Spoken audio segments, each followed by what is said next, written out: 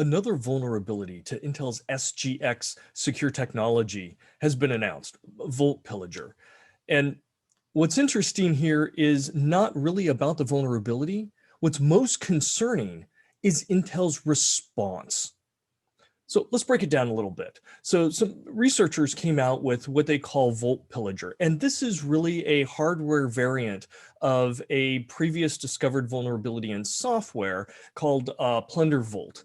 And what PlunderVolt did is it modified the voltage, causing some errors, and that was able to be leveraged to get some secrets out of Intel's SGX technology. And SGX is basically, it's a digital vault. It's a secure enclave that sits within Intel CPUs, and it is specific to Intel. It is their proprietary technology. So a patch was released when PlunderVolt came out, so that kind of resolved that. And what the researchers have done is they've created a very inexpensive, it's like 36 bucks worth of hardware that can be attached to the system itself. So they got to get access to the motherboard and the chip. And it does the same thing. It modifies the voltage to, again, unlock the secrets within SGX. Okay, there's a lot to think about there. Unfortunately, it's pretty cheap, right? To go do that, you have to have physical access, some other things. But what's most disturbing is Intel's response, both to the vulnerability researchers as well as news agencies that have asked about this. Now, let me read this because I want to get this right. So the researchers indicated that Intel responded that, quote, opening the case and tampering with internal hardware to compromise SGX is out of the scope of the SGX threat model. And the Register reported that Intel responded to them by saying, quote, techniques that require an attacker to physically open the case, including removing screws or breaking plastic casing to gain access to the internal hardware of the device, is typically not addressed as a vulnerability. What? That's absurd. Think about this. Intel has created a vault, right? And somebody's cracking this vault. It doesn't matter how. It doesn't matter if a screw's been removed or they're using software or hardware or pixie dust. This is your vault, Intel. Own it. So SGX has only one job, right? It's a secure enclave. It keeps secrets. It runs processes in secure environments, right? Including passwords and authentication and keys and all sorts of things. So cracking it has a potential big impact to the users, right? It can release all those big secrets that are supposed to be locked down. And again, doesn't matter whether it's hardware or software. Denial and basically saying, we're not going to classify that as a vulnerability so we don't have to deal with it. That's denial. That's not security. That's not professional, right? And it gets to the point, it's unethical. This is your vault. Have some ownership. Security by saying, well, I'm just not going to classify that as a vulnerability, so I'm not going to do anything about it. That's the wrong path. So let me throw you a bone here, Intel. Let me give you an example, and I'm just making this up, of what a good response might be. How about responding and saying, this type of hardware attack is really tough to mitigate, and it is relevant to the security of our customers. It's important to us. And because of that, we're going to take our brilliant engineers and our security experts, and we're going to partner with the industry, including these researchers, to figure out what we can do. Let's explore whether there is some kind of patch that we can put in place to disrupt this attack. And if there isn't, let's figure out what type of potential mitigations or detection and alerting or response capabilities that maybe we can work with in our products or within the ecosystem, the operating system, the vendors, whatnot. But we want to explore it. So we'll come back in 60 days, we'll publish our findings in a paper to try and figure out what we can do for this particular issue. In addition, we will take those key learnings as we develop and architect future generations of our products so that this is not an issue. We want our customers to be secure. We want everyone that uses our technology, our secure vault, to feel that it's trustworthy.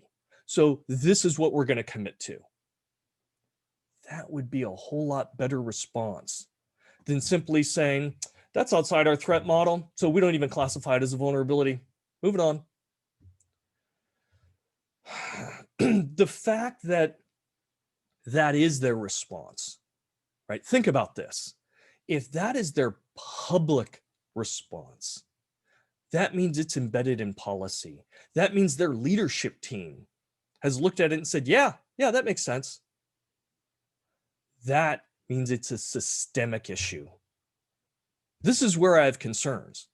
I worked at Intel for 24 years. Incredible company, right?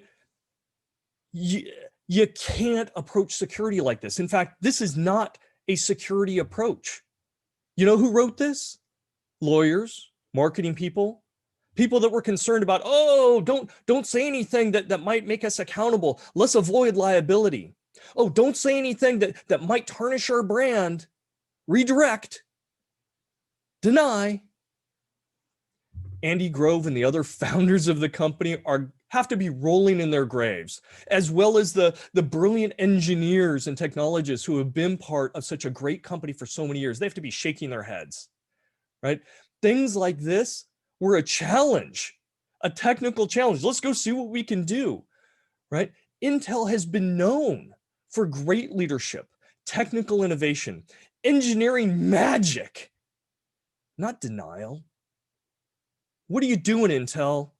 If this is your leadership around product security, you have the wrong leaders in place. And I'm guessing you have a lot of lawyers, a lot of marketing people, probably a lot of engineers as well, that maybe now have security in their title. They're not security experts. None of them. Because this is not a security response.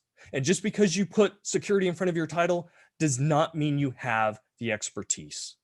I know brilliant engineers, but they are not security experts. They are not experts in security risks, attacks, or understand the long-term aspects of how to manage those types of risk moving forward.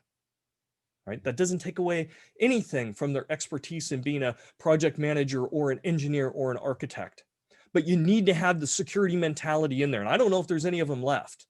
Not if this is the policy. Not if this is what's being stated, right? It's embarrassing. I'm a stockholder. I still have RSUs. I want to be an advocate for Intel. I do, but this is wrong. Flat out wrong. Borderline unethical. Fix it. Own it. And if you're another technology company out there, including a competitor of Intel, don't follow this path. This is not the right path. Instead, you should be going the opposite direction, saying, no, security of our products, no matter how they're compromised, is important to us, even if it's a hardware attack. We're going to learn from what Intel is experiencing and look at our own technology. We're going to make sure we don't respond this way. We're going to have plans and we're going to take ownership and we're going to make sure that our environment is set up to both design good and strong products, but also be able to respond to all this great intelligence. And we're going to thank those security researchers who bring this to us. And we want to work with them so that we can learn and be better at developing products and sustaining them. This will give you an advantage. This is a competitive advantage. And it will be over the companies who don't take it seriously, who answer by saying, we're just not going to consider that a vulnerability. The security industry will reward you. Your customers will thank you and reward you. Trust will be built. Your partners will appreciate it. This is a competitive advantage. Don't fall into the same pitfall. We all need to do better. Trust in technology, and Intel is an anchor of digital technology. We have to increase trust, which means we have to address these in a rational way, not through denial.